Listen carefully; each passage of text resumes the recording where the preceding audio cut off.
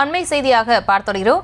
மேட்டுப்பாளையம் குடிநீர் திட்ட குழாயில் உடைப்பு ஏற்பட்டிருக்கிறது. 50 அடி உயரத்திற்கு நீர் பாய்ச்சு வரக்கூடிய அந்த காட்சிகளையும் நாம் பார்த்து வருகிறோம். கோவை மேட்டுப்பாளையத்தில் உள்ள பவானி ஆற்றிலிருந்து குடிநீர் திட்டத்திற்கு தண்ணீர் 50 அடி உயரத்திற்கு பீச்சு அடித்து வரக்கூடிய அந்த காட்சிகளை பார்த்து வருகிறோம். மேலும் இவர்களோடு இணைகிறார் செய்தியாளர் கதிர்வேல். கதிர்வேல் வணக்கம். மேலும் விவரம்.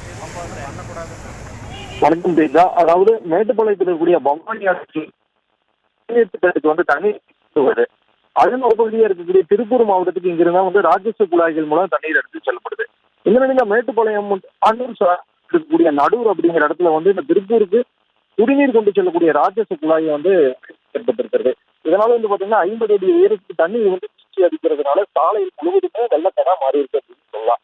அது மட்டும் இல்லாம மேட்டுப்பாளையத்திலிருந்து திருப்பூர் செல்லக்கூடிய அனைத்து வாகனங்கள் மற்றும் செல்ல முடியாம போக்குவரத்து பாதிப்பும் ஏற்பட்டிருக்கிறது. மேலும் இந்த தண்ணீர் உடைப்பு இந்த பைப்பை சரி செய்யக்கூடிய பணியில ஊழியர்களும் ஈடுபட்டு இருக்காங்க.